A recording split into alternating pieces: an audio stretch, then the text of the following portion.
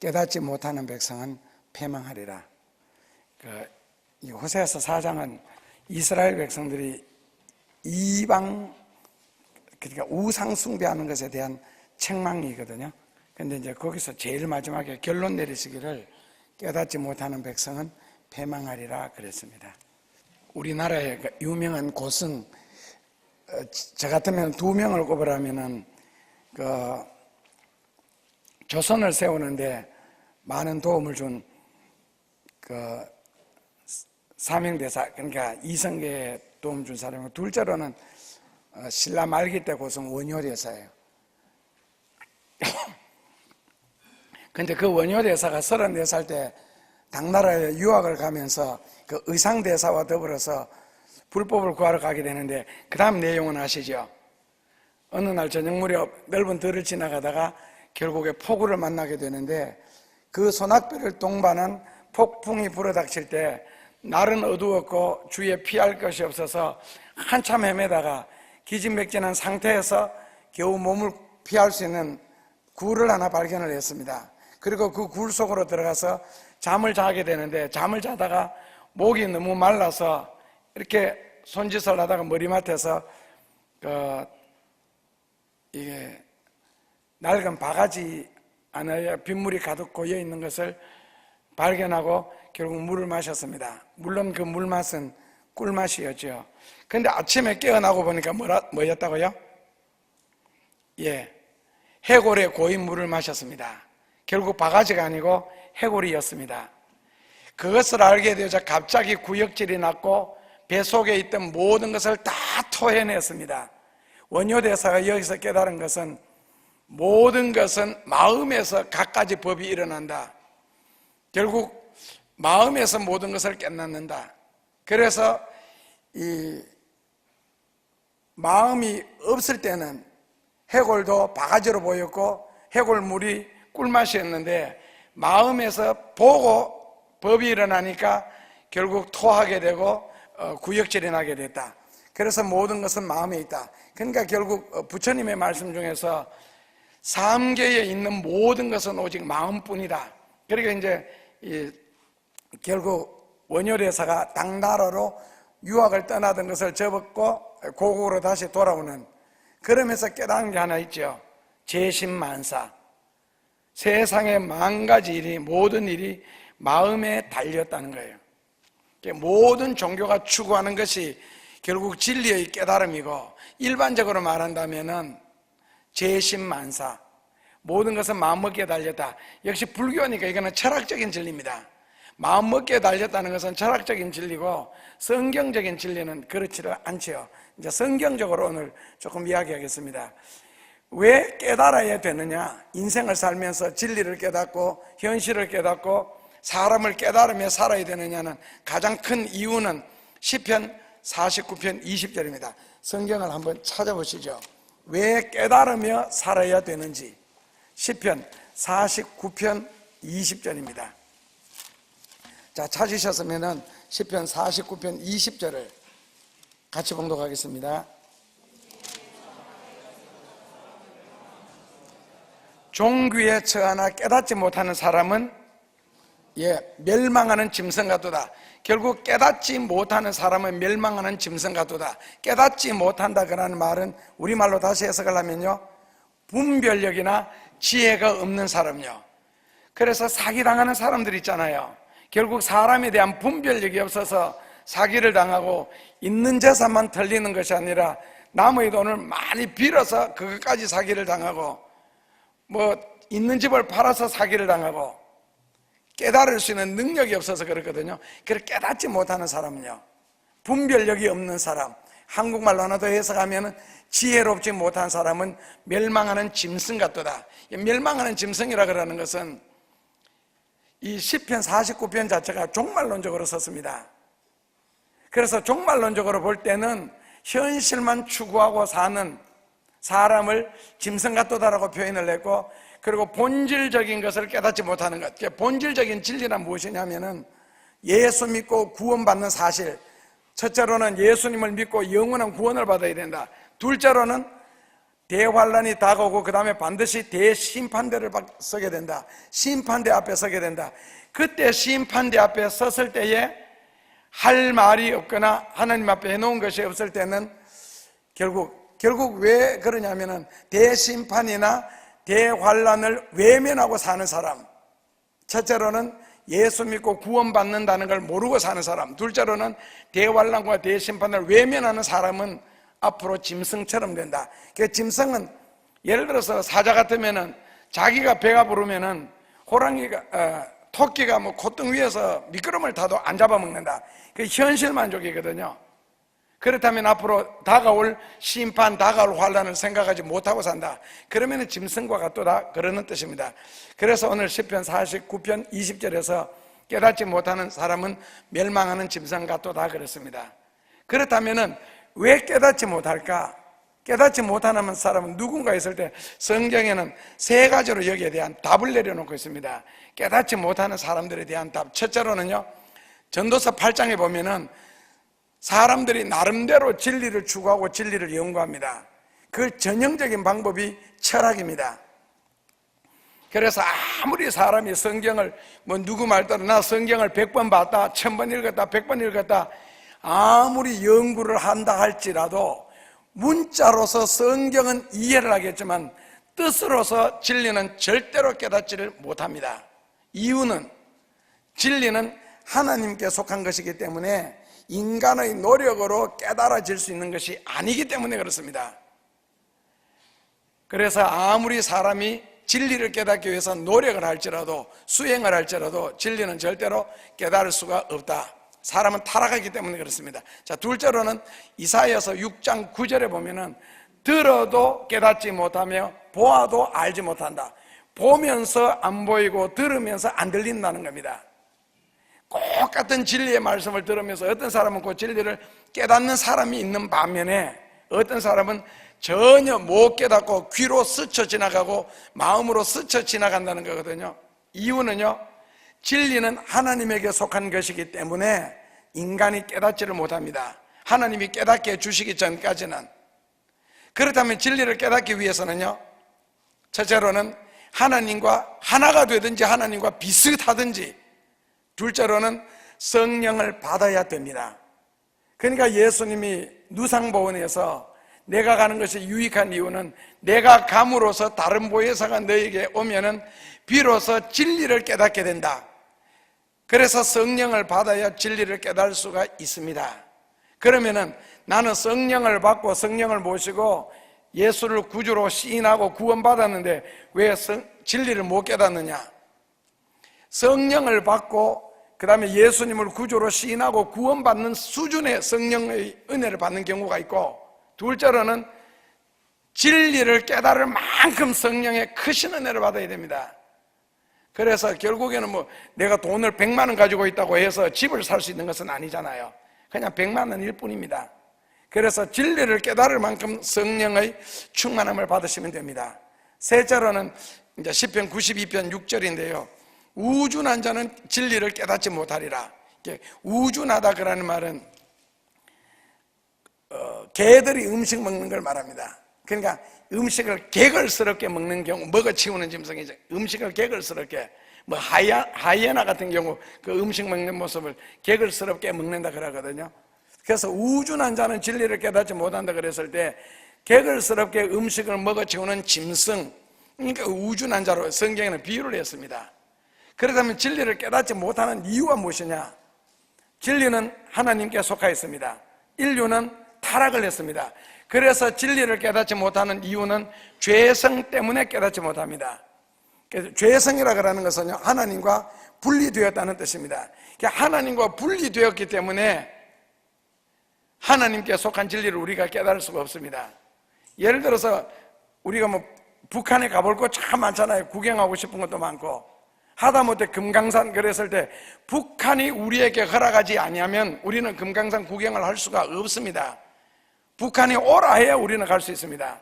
진리가 하나님께 속한 것이기 때문에 하나님이 진리를 깨닫도록 눈을 열어주시고 마음을 열어주셔야 깨닫지, 분리된 사람이 분리된 쪽에 있는 즉 하나님의 진리를 깨달을 수가 없습니다. 그렇다면 진리를 깨닫지 못하면 어떻게 되느냐? 호세아서 4장 14절 아까 읽은 말씀처럼요, 진리를 깨닫지 못하는 백성은 어떻게 하리라고요? 예, 패망하리라. 패망하게 됩니다. 그렇다면은 이스라엘 백성들이 언제 망했느냐? 가장 하나님의 기적과 역사와 능력을 많이 체험할 때 망했습니다. 광야에서요.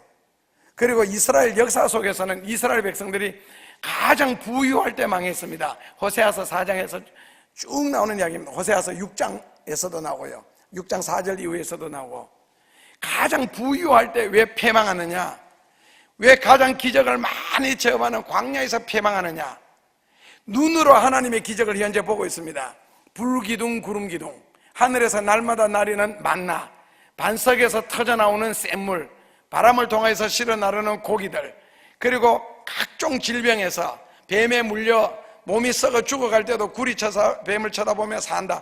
하여튼 다양한 모습으로 하나님이 기적과 능력이 끊임없이 일어나는데 그걸 직접 체험하고 있고 그걸 눈으로 보고 있습니다. 손으로 취하고 있고.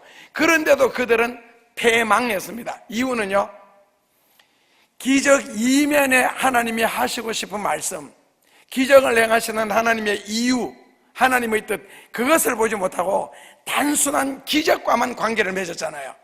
그러니까 하나님께서 나를 한번 축복하신 적이 있고 내 기도에 한번 응답하신 적이 있고, 아, 이것은 하나님의 은혜다, 능력이다, 기적이다 라고 깨달은 적이 한 번이라도 있으면 우리가 신앙생활하면서, 그 사람은 일생을 신앙생활하면서 하나님과 더불어 살아갈 수 있는 기본 틀이가 주어진 거거든요. 마치 뭐 전화가 개통되듯이, 인터넷이 개통되듯이 한 번 개통되어 놓으면 그 다음에는 언제 어디에서든지 사용을 할 수가 있는 것과 마찬가지입니다.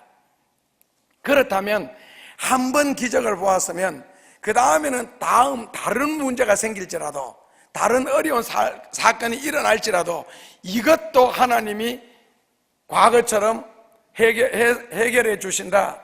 그리고 어제까지 역사하시던 하나님, 지금도 불과 구름 기둥을 함께 하시는 그 하나님을 인식을 하고 살면 되는데, 오직 기적만 봤지 그 기적을 일으키시고 역사하시는 하나님이 눈에 안 보인 거예요. 그래서 이스라엘 백성들이 망하게 되는 겁니다. 그래서 결국 진리를 깨닫지 못하면 어떻게 되느냐 했을 때, 예를 들어서 이사야서 10장 3절에 이런 말씀이 있죠. 이사야서 10장 3절입니다 10장 3절을 같이 봉독하겠습니다. 너희에게 벌하시는 날에와 멀리서 오는 환난 때에 너희가 어떻게 하려느냐? 누구에게로 도망하여 도움을 구하겠으며 너희 영화를 어느 곳에 두겠느냐? 거기요, 첫째로는요, 너희에게 벌하시는 날, 벌하시는 날 다시 우리말로 해석하면요, 예, 심판날. 그 다음에 둘째로는요, 멀리서 오는 환난 때. 그러니까 멀리서 다가오는, 여기서 멀리서 오는 환난이라고 그랬는데 지금 우리가 편하게 삽니다. 건강하고 잘자리 없어서 뭐 잠자리 없는 사람 없고 입을 옷 없는 사람 없고 당장 먹을 것이 없어 굶는 사람이 없습니다. 그런데 환난이라는 것은 멀리서 다가온다는 거거든요. 그런데 멀리서 오면서도 실제로는 멀지 않습니다. 그렇다면 멀리서 오는 환난이 무엇이냐? 그리고 멀리서 환난이 다가오고 멀리서 재앙이 다가올 때에 너희는 어떻게 하겠느냐? 그래서 성경에는 어떻게 하는 방법을 아주 구체적으로 우리에게 설명을 해놓았습니다. 예를 들어서 대환난, 대심판, 이 멀리서 오면서도 지금 상당히 가까이 와 있죠.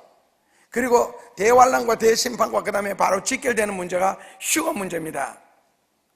웬만한 교회에서는 대환난, 대심판, 휴거, 천연왕국 이런 이야기를 못하게 하는데, 그러니까 이단들이 자꾸 하니까 열심히 믿으려고 하는 사람들이 그 종말에 대해서 궁금하니까 결국 이단으로 빠져들게 되는 거거든요. 그래서 어쨌든 성경에 기록되어 있고 앞으로 다가올 사건입니다. 천지창조 이미 끝났습니다. 홍해 더 이상 갈라지지 않습니다. 불뱀 이제는 나타나지 않습니다. 그렇다고 지금 아수리아가 나타나는 것도 아니고 이집트가 뭐 전 세계를 지배하는 것도 아니고 로마가 아닙니다. 이제는 성경에서 이루어지지 않는 것이 남은 것은 대환란, 대심판, 휴거, 천연왕국밖에 없습니다. 예수님의 재림밖에는요. 자, 그런 대환란과 대심판이 다가올 때에 너희는 어떻게 하겠느냐? 막상 다가왔을 때 너희는 어떻게 하겠느냐? 둘째로, 그때 누구에게 피하겠느냐? 피할 곳은 있으며 피할 사람은, 의지할 수 있는 사람은 있느냐는 거거든요. 그러니까 이제 몰랐다가 답이 될 수는 없습니다. 그러면 어떻게 해야 됩니까? 답은 간단하죠. 거기에 관계된 진리를 깨닫고 그 진리를 실천하고 준비해 놓으시면 됩니다. 쉽게 말해서 지혜로운 처녀들처럼요. 준비해 놓으니까 혼인잔치 자리에 너무 쉽게 들어갔습니다. 그러나 어리석은 처녀들에게는 혼인잔치에 참여한다는 게 굉장히 어려웠습니다. 결론은 못 들어갔습니다. 그러니까 앞으로 대환란 대심판이 휴거라는 것도 어떤 이들에게는 굉장히 자연스럽게 받아들이면서 쉽게 휴거가 되는 사람이 있는 반면에 올라가는 모습을 보고 발버둥을 치면서 뭐 집이 부유해가지고 헬리콥터라도 있어가지고 뭐 타고 따라 올라가도 갈 수 없는 부분이거든요. 그래서 결국에는 대환란 대심판 천연왕국 휴거, 이러한 진리를 외면하거나 부인하고 그 다음에 깨닫지 못하거나 준비하지 않았다가는 오늘 말씀처럼 패망하게 됩니다. 그래서 이런 것에 대해서 어떻게 해야 되느냐 했을 때 경고로서 구약의 한 구절, 신약의 한 구절, 경고를 해놓은 구절이 있습니다. 이사야서 9장 16절입니다. 자, 이사야서 9장 16절, 거기에 경고를 한번 읽어보시죠. 같이 봉독하겠습니다.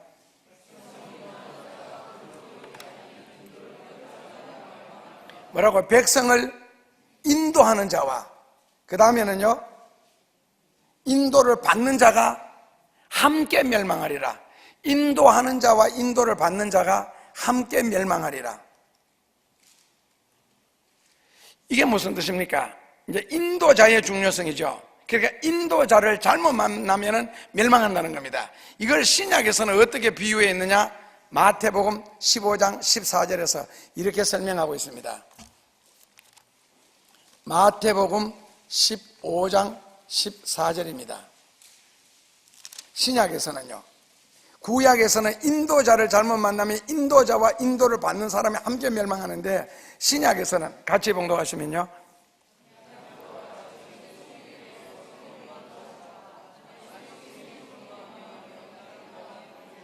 여기서 소경이라는 것은요, 블라인드가 아닙니다. 여기서 소경의 종류가 두 가지 나오죠. 첫 번째 소경, 두 번째 소경. 첫 번째 소경이 두 번째 소경을 인도하면은 둘 다가 구덩이에 빠진다. 근데 여기서 소경이라 그러는 단어 뜻은 원어에서는 영적인 무능력자, 그리고 영적인 무능력자라는 뜻입니다. 두 번째 소경도 영적인 무능력자입니다. 다시 말하면은 영적인 무능력자의 인도를 받는 영적인 무능력자도 같이 망한다. 그러니까 인도를 하는 영적인 무능력자도 망하고 그 영적인 무능력자를 인도받는 영적인 무능력자도 함께 멸망한다는 뜻입니다. 그렇다면은 이제 미국에서 제일 큰 욕처럼 영적인 능력을 받지 못하고 목회해라, 즉 성령 받지 않고 목회하라는 뜻인데, 그렇다면 두 번째 무능력자 있잖아요. 첫 번째 무능력자는 우리처럼 강단에 서서 사람을 인도하는 자리에 있는 사람이고, 두 번째 무능력자는 여러분들처럼 자리에 앉아 있는 사람인데, 그렇다면 두 번째 무능력자가 억울하다는 거죠. 처음부터 이 교회를 다녔는데 어떤 교회는 교회가 갑자기 사라져 버렸다, 없어져 버렸다, 아니면은 목회자를 잘못 만나서 아는 후회를 하는 경우가 있는데, 두 번째 영적인 무능력자라는 단어 뜻은 인도자가 영적인 무능력자라는 것을 깨달았을 때 깨달은 자리에서 빨리 자기가 벗어나서 영적인 능력자를 찾아서 사는 길을 마련해야 되는데, 그 영적인 무능력자라는 것을 깨닫지 못하는 영적인 무능력자, 그러니까 앞에서 인도하는 사람이 영적인 무능력자라는 것 자체를 깨닫지 못하고 그 소굴에 함께 머무는 영적인 무능력자를 말합니다. 깨닫지 못하는 사람이요. 이게 이단이다. 이단이라는 것을 깨달았으면, 그리고 누구한테 설명을 들었으면 빨리 거기서 빠져나와야 되는데, 다 이단이라고 말하는데 자기만 이단 아니야. 그러면서도 그 이단과 함께 있음으로써 결국에는 그 이단과 함께 멸망당하는 사람요, 이걸 영적인 무능력자라고 합니다. 성경 몇 구절을 아느냐가 아니고 영적인 능력이 있느냐 없느냐, 이건 이제 디모데후서에서는 경건의 능력이라고 그렇게 표현을 하죠. 그래서 앞에 인도하는 자가 영적인 무능력자라는 것을 깨닫지 못하고 신앙생활을 하는 사람을 두 번째 영적 무능력자라고 표현을 합니다. 결국에는 영적인 능력자를 찾아서 자기가 사는 길을 모색을 해야 되는데, 자기가 살아야 남도 살릴 수가 있거든요. 그런데 자기가 사는 길을 모색하지 않는 경우, 이건 이제 두 번째 소경이 됩니다. 자, 그렇다면은 진리는 누가 깨달을 수가 있겠느냐? 진리는 누가 깨달을 수가 있겠느냐 했을 때, 욥기 17장에서는 일단 그런 변명부터 먼저 합니다. 주님께서 사람들의 마음을 가리웠기 때문에 하나님께 속한 진리를 깨닫지 못하게 하셨다. 고로 성령을 통하여 마음 문을 열어주셔야 진리를 깨달을 수가 있다. 이게 이제 욥기 17장에서 말하는 진리입니다. 결론은요, 성령을 통하여 마음 문을 열어주셔야 진리를 깨달을 수가 있다는 겁니다. 이렇게 설명하면 이제 교리가 됩니다. 아, 성령을 통하여 마음 문을 열어서. 근데 우리가 사모하는 것은, 원하는 것은 그게 아니죠. 그렇다면 하나님은 누구의 마음문을 열어주셔서 성령을 주셔서 진리를 깨닫게 하느냐, 이제 이런 식으로 성경 공부가 가야 이게 완성이 되거든요. 그런데 이제 뒤에서 나옵니다. 자, 둘째로는 시편 25편 9절입니다. 성경 한번 찾아 읽어보시죠. 시편 25편 9절입니다.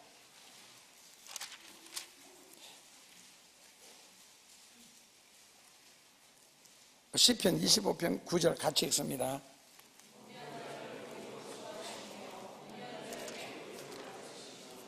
진리는 누가 깨닫는다고요? 온유한 자에게 하나님이 도를 가르쳐 주신답니다. 이게 아까 욥기 17장식으로 하면은 성령을 주어서 진리를 깨닫게 해주신다는 뜻입니다. 온유한 자라야 하나님이 진리를 가르쳐 주신대요. 온유한 자, 그러는 말은 우리말로 다시 바꾸면요, 마음이 부드러운 자, 마음이 착하고 선한 자. 그래서 다른 말로 바꾸면은 성격이 너무 강하면 진리를 깨닫기가 힘이 듭니다. 그런 사람은요, 진리를 얻어서 채우면 됩니다. 그러면 나는 성격이 굉장히 온유한데 진리를 왜 못 깨달아요? 멍청해서 그렇습니다. 온유한데 못 깨달으면 하나님이 진리를 안 가르쳐 주시는 것은 멍해서 그렇습니다. 그렇다면 진리를 깨닫는 일에 가장 중요한 것이 무엇이냐? 신명기 29장 4절입니다. 이제 여기에서 결정적인 말씀이 있습니다. 신명기 29장 4절입니다. 거기를 같이 봉독해 보시면은요, 그러나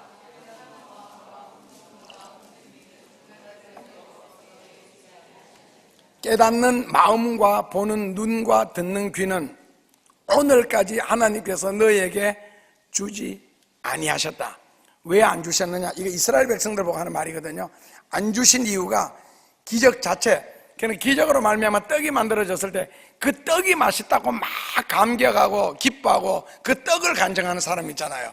하나님이 내게 이런 것을 주셨다, 저런 것을 주셨다 해서 하나님께 받은 것을 간증하는 이런 정도 수준이라면은 진리를 깨닫게 해줄 필요는 없다는 겁니다. 그래서 여기서 깨닫는 마음, 이것은 기관이고, 보는 눈과 듣는 귀는 윤리 도덕적인 이야기가 아닌 거고요, 진리에 대해서. 그래서 하나님께서 예를 들어서 내가 병이 걸렸는데 병을 고쳐주셨다, 그것도 불치병에 걸렸는데 온전하게 해주셨다, 그 굉장히 나의 어려운 삶을 하나님이 풀어주셨다 했을 때에 어려운 삶을 풀어주셔서 부유하게 하셨다. 그렇다면 이제 우리나라 말 바꾸면 돈을 많이 벌었다는 거거든요. 그래 내가 하나님의 축복으로 돈을 얼마나 벌었다, 이게 전혀 하나님에게는 의미가 없습니다. 하나님이 왜 물질 축복을 해 주셨을까? 이게 이제 진리거든요. 그렇다면 내가 어떻게 살아야 되느냐, 여기까지 가요. 그래서 나는 하나님의 은혜를 지금 얼마나 누리고 있다, 얼마나 받았다, 내가 건강한 몸을 얻었다, 이건 하나님과 전혀 상관이 없고 하나님이 관심도 없는 일입니다. 왜? 그 하나님 편에서 주셨을 뿐입니다. 그런데 하나님이 원하시는 것은 그 다음에 너가 어떻게 살겠느냐, 이걸 보시는 거고, 그 다음에 어떻게 사느냐에 따라서 그 다음에 하나님이 새로운 역사가 준비되어 있거든요. 근데 이제 그걸 보지 못하면 그 새로운 역사, 거기가 이제 참다운 역사가 나오는데 그것을 덮고 지나가게 됩니다. 너무 사람이 단순하게 되면요. 그래서 이사야서 6장 9절에 보면은 여호와께서 가라사대 이 백성이 듣기는 들어도 깨닫지 못하고 보기는 보아도 알지 못하리라. 하나님이 듣고 깨닫는 마음을 주시지 않았기 때문에 그렇습니다. 자, 그렇다면은 진리를 들었을 때에 깨닫는 마음을 주셔야 진리를 깨닫고 그 진리를 따라 살아갈 수가 있는데, 하나님이 깨닫는 마음을 안 주신 이유가 무엇이겠어요? 멍청하기 때문에? 아닙니다. 누가 똑똑합니까? 하나님이 그 진리의 말씀을 듣고 기적을 체험하고 하나님의 은혜를 받으면서도 하나님께서 그 사람에게 진리를 깨달을 수 있는 그 마음 문을 열어주지 않고 진리를 깨달을 수 있는 눈을 열어주시지 않는 이유는 딱 한 가지입니다. 순종할 의지가 없기 때문이에요. 그러니까 호기심이라는 거죠.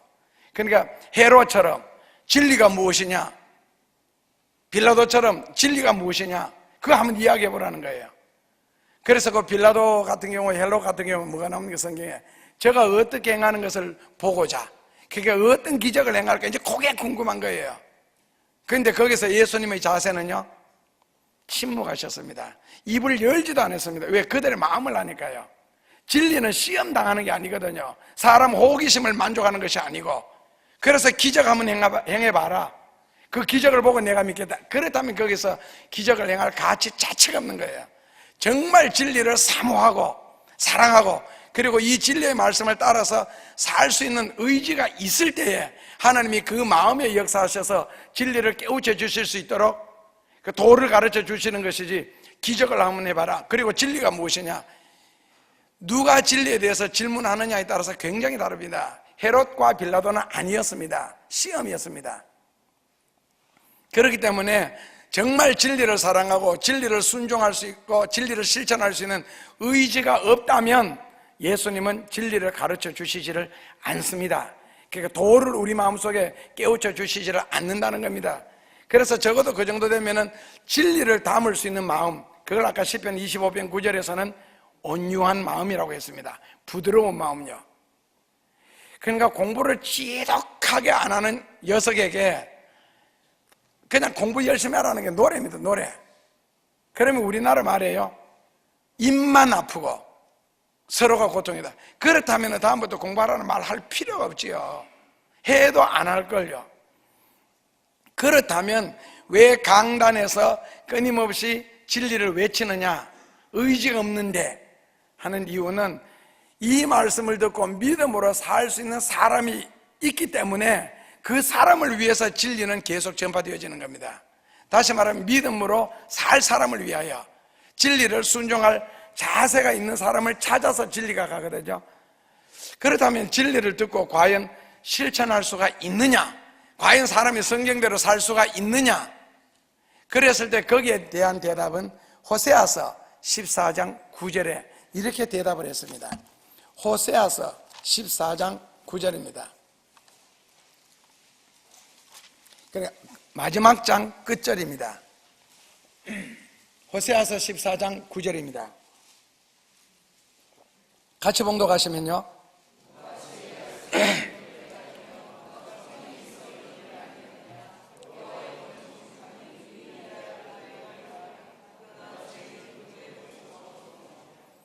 하나님의 도는 정직하니 의인이라야 그 도에 행할 수 있다, 순종할 수 있다, 실천할 수 있다. 그러나 죄인은 그 진리에 거쳐 자빠지게 된다. 그러니까 하나님의 말씀을 듣고 과연 실천할 수 있겠느냐 했을 때 성경의 대답은요, 의인은 실천할 수가 있답니다. 거기에서 의인은 위에 보니까요, 정직하니, 하나님의 진리는 정직하다. 우리말로 바꾸면요, 하나님의 진리는 진실하다, 참이다. 그래서 여기서 말하는 의인이라고 하는 말은 예수 믿는 사람을 말하는 것이 아니고 진리를 따라 사는 사람요, 말씀을 순종하는 사람을 의인이라고 표현합니다. 구약에서는요. 신약에서는 그 예수 믿는 사람을 의인이라고 그러는데 그 의인은 가짜 의인입니다. 무슨 의인이냐면은 믿음으로 말미암아 의롭다함을 얻는 의인, 즉 하나님으로부터 주어지는 의인, 하나님이 그렇게 불러주겠다는 의인이지 진짜 의인은 아니라는 뜻입니다. 자, 그렇다면 구약에서 말하는 이 의인은요, 정직한 도를 정직하게 실천할 수 있는 사람, 이 사람이 바로 의인이라는 뜻이거든요. 그러니까 정직하지 못하면 설교를 100날 들어도 절대로 실천할 수가 없습니다. 여기서 정직이라는 것은요, 그 진리를 따라 사는 사람을 말합니다. 그러니까 정직하지 못한 성격은 그 설교라는 것은 항상 귀를 스쳐 지나가고 마음을 스쳐 지나가고 때로는 마음속에 몇 마디 말은 남아있을지라도 절대로 그대로 살지는 못한다는 뜻입니다. 예를 들어서 뭐 욕심을 부리지 마라, 압니다. 도적질하지 마라, 압니다. 그런데도 도적질할 일이 딱 생기면 도적질합니다. 진리를 몰라서가 아니고 압니다. 자기 입으로도 외우고 다른 사람에게도 그렇게 말을 합니다. 그러면서 도적질할 기회가 생기면 도적질하는 거예요. 그러니까 진리를 따라 순종할 수 있는 능력을 하나님이 주시지 않았기 때문에 그렇고, 주시지 않은 이유는 그 사람이 정직하지 않기 때문에 그렇고, 그 사람이 정직하지 못한 이유는 진리를 깨닫게 해주셔도 정직하게 그 말씀을 순종할 수 있는 의지가 없기 때문에 하나님은 주시지를 않습니다. 그러니까 이제 교회 신앙생활하면서 여러분들 의문 상당하게 풀리는 부분이 있죠. 야, 저 사람은 교회를 굉장히 오래 다녔는데, 윗때부터 다녔는데, 말을 해보면 성경을 굉장히 많이 아는 것 같은데 왜 저러지, 왜 저러지, 왜 저럴까 하는 퀘스천, 왜 저럴까? 도저히 신앙인의 냄새가 나지 않고 도를 가진 자로서의 모습이 전혀 없고, 글쎄 교회를 다닌다고 말하기에는 좀 거시기한, 왜 저럴까? 저 사람은 저렇게 오래 예수를 믿고 저렇게 오래 교회를 다녔는데, 저렇게 좋은 말씀을 많이 듣는데 왜 저럴까? 왜 저럴까? 답 있잖아요. 호세아서 14장 9절 끝에요. 죄인은 그 도에 걸거쳐져 넘어지느니라. 그러니까 진리의 말씀을 바르게 받아들여서 실천할 의지가 없는 사람을 성경에는 정직하지 않다 그랬습니다. 정직하지 않아서 그렇습니다. 마음속에 다른 게 너무 많이 들어서 있어 그렇습니다. 그래서 진리는 얼마든지 실천도 할 수 있고 순종도 할 수 있는데, 하나님께서 순종할 수 있는 능력을 주시느냐, 실천할 수 있는 의지를 하나님이 주시느냐 안 주시느냐 하는 것은 하나님께 달렸고, 그 하나님이 누구에게는 주시고 누구에게는 안 주시는 이유는 순종할 수 있는 의지가 없는 사람에게는 주시지를 않습니다. 그렇다면 그 사람은 교회를 수십 년 다니고 배속에서부터 다니고 윗때부터 다니고 설교를 아무리 들어도 절대로 순종 자체를 할 수가 없습니다. 그렇다면 왜 진리를 순종하며 살아야 되느냐? 역대하 31장 21절에 자, 진리를 순종해야 할 이유, 순종하며 살아야 할 이유는 역대하 31장 21절입니다. 같이 봉독하겠습니다. 무릇 그 행하는 모든 일, 곧 하나님의 전에 수종드는 일에나 율법이나 계명에나 그 하나님을 구하고 일심으로 행하여 형통하였더라.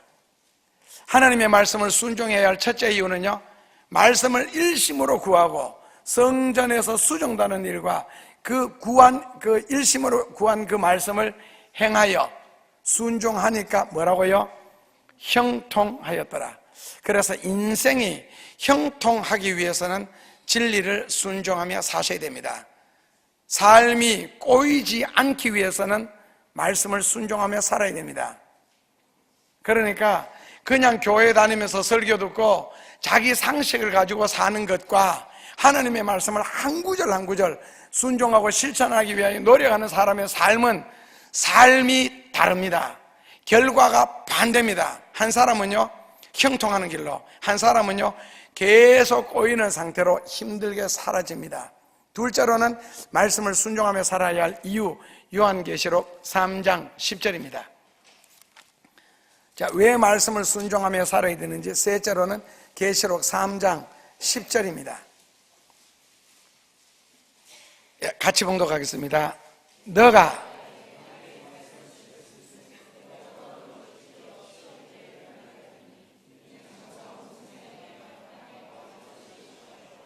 너가 나의 말씀을 인내로 지켰은즉, 우리나라 성경에는 인내의 말씀을 지켰은즉, 원래는 하나님의 말씀을 꾸준하게 끝까지 인내로 지켰은즉 나도 또한 너를 지켜. 트리블레이션, 그러니까 우리나라 성경에는 시험의 때, 원어에서는 환난의 때를 면하게 하리니. 그러니까 결국 하나님의 말씀은 꾸준하게 지켜야 하나님도 꾸준하게 앞으로 환난 때가 되든 심판 때가 되든 그때에 너를 지켜주리라, 즉 보호해 주시리라고 했습니다.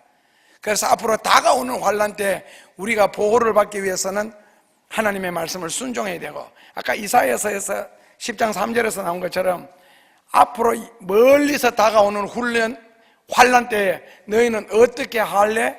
누구에게 피할래? 그래서 거기에 대한 대답이 바로 계시록 3장 10절요. 하나님의 말씀을 인내로 꾸준히 지켜놓으면, 인내로 지킨다는 말 뜻 아시죠?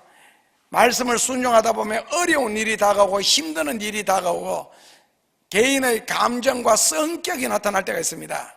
그 감정에 휩쓸리게 되면 말씀을 순종 못하게 됩니다. 항상 스탠다드는, 기준은 말씀입니다. 그러니까 감정이든 생활이든 기분이든 그거 다 지나가고 나면 헛것이고, 그래서 성경 말씀을 철저하게 기준으로 삼아서 모든 나의 인간적인 요소, 감정적인 요소를 그 성경에다 초점을 두고 순종하셔야 됩니다. 거기에 인내가 필요합니다. 자, 오늘 주일이다. 상식적으로는 하나님의 전에 가서 예배를 드려야 된다. 근데 친한 친구가 외국에 살다가 몇십 년 만에 들어왔다. 갓 결혼을 했는데 지방에서 시집 식구가 올라오셨다. 어떻게 해요?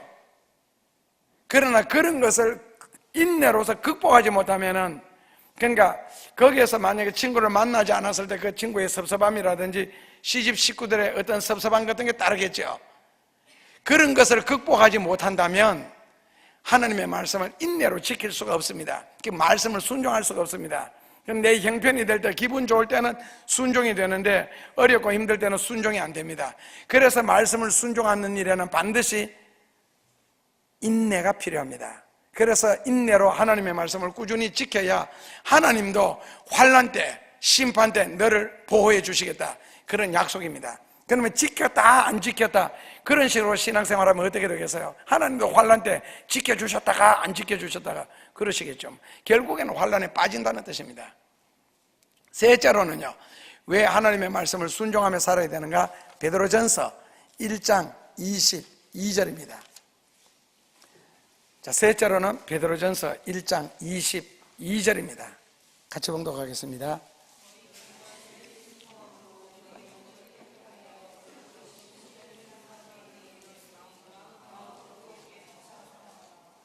진리를 순종해야 할 이유를 뭐라고 설명해 놨어요? 영혼이 깨끗해진다 그랬습니다. 진리를 순종해야 할 이유, 영혼이 깨끗해진다고 했습니다. 그렇다면 영혼이 왜 깨끗해야 됩니까? 영혼이 깨끗해야 영감을 받을 수가 있습니다. 하나님으로부터 지시되어지는, 하나님으로부터 가르쳐지는 모든 것을 받을 수가 있습니다. 영혼이 깨끗하지 않으면 하나님께 가까이 갈 수도 없고, 영혼이 깨끗하지 않으면 기도에도 응답을 받지 못합니다. 그래서 그 영혼을 깨끗하게 하는 작업으로서 기도하기 전에 꼭 회개부터 하는 이유가 바로 영혼을 깨끗하게 만드는 작업이거든요. 그런데 성경에는 하나님의 말씀을 순종하고 살면은 저절로 영혼이 깨끗해진답니다. 말씀을 순종한다는 자체가 말씀과 내가 하나가 된다는 뜻이거든요. 그러니까 깊은 데로 가서 배 오른편에 그물을 던져라. 그러면 깊은 데로 가서 배 오른편에 그물을 던지는 그 행위 자체가 그 말씀과 내 삶이, 행동이, 생각이, 사상이 일치된다는 뜻이거든요. 그러니까 말로는 깊은 데로 가서 그물을 던져라, 그러면 고기 가득 잡는다, 알았어요. 그러나 행동으로 그걸 실천해 주지 않는다면 그건 말씀과 내가 분리되어 있는 상태거든요. 그래서 성경 말씀을 따라 사는 것, 말씀 자체가 순수하다, 깨끗하다, 참이다, 진리다. 그래서 순수한 말씀, 깨끗한 말씀, 진리의 말씀, 그걸 따라 살면은 내 영혼만 맑고 깨끗해지는 것이 아니고 생활까지도 맑고 깨끗해집니다. 그래서 말씀을 순종해야 됩니다. 말씀을 순종하고 영혼이 깨끗함을 받아야 하나님 앞에 나아갈 수가 있고 기도의 응답을 받을 수 있고 삶 속에서 굉장한 하나님의 능력이 나타날 수가 있고, 하나님이 우리의 깨끗한 영혼을 통하여 마음껏 역사하실 수가 있습니다. 그래서 말씀은 순종하며 사셔야 됩니다. 마지막으로 계시록 20장 4절에서 6절입니다. 진리를 순종하지 않으면 영혼이 맑아지지를 않습니다. 수도한다고 영혼이 깨끗해지는 것은 아닙니다. 도움은 되겠지만 말씀과 하나가 되셔야 됩니다. 그래서 아까 하나님과 하나가 되든지 하는 그 말은 곧 진리와 하나가 되는 것. 자, 계시록 20장 4절에서 6절을 같이 봉독하겠습니다. 말씀을 순종해야 할 이유입니다. 또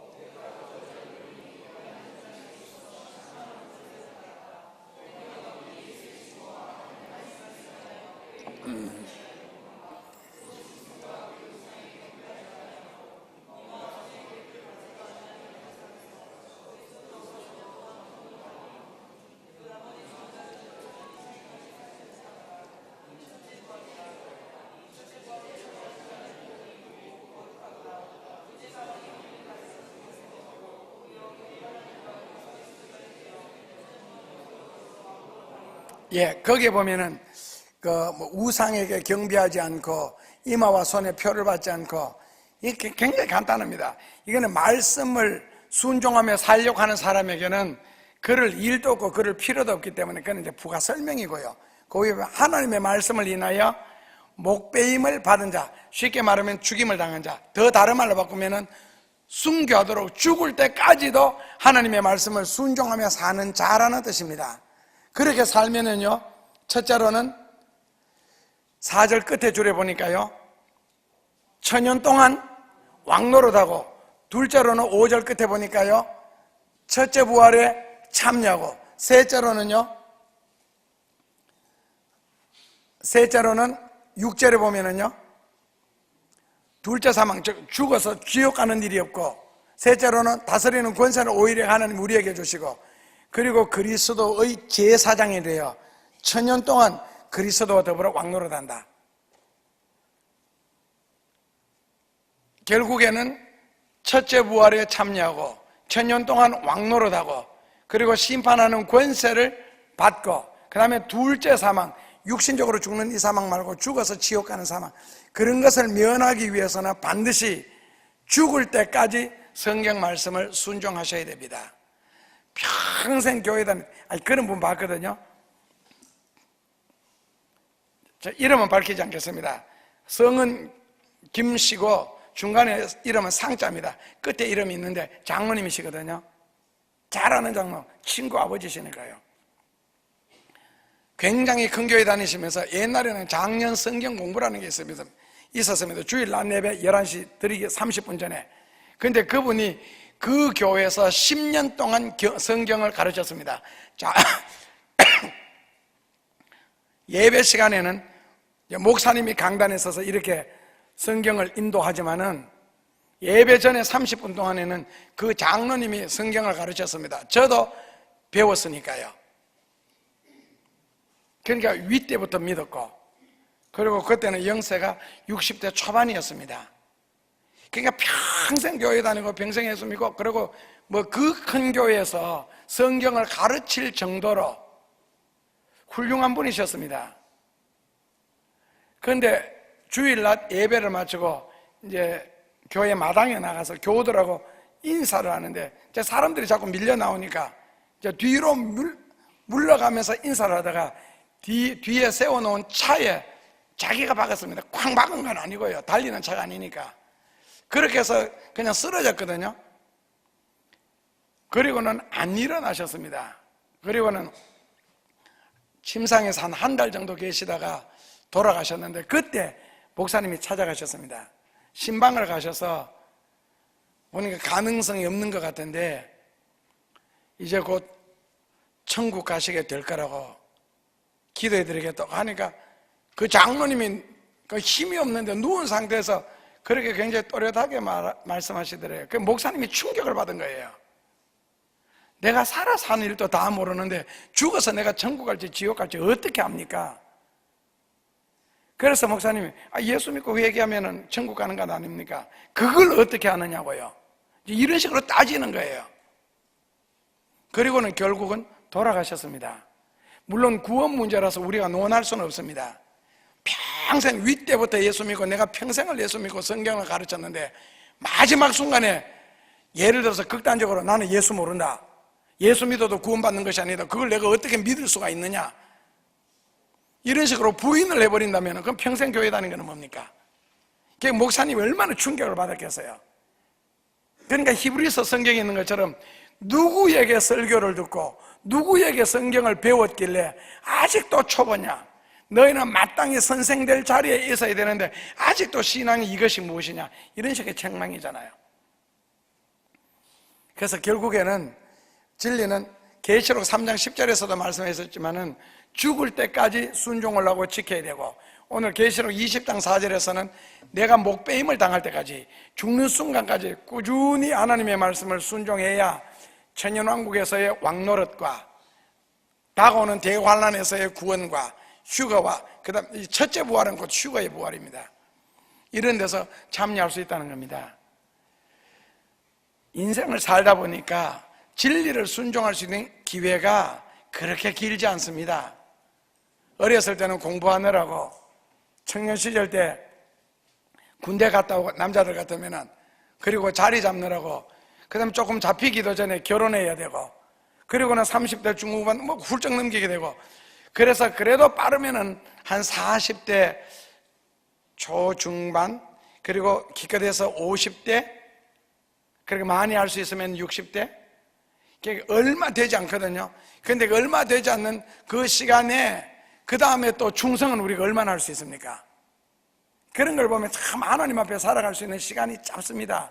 충성할 수 있는 기회도 적고요. 그런데 그래도 곧잘 순종해 놓으면은 그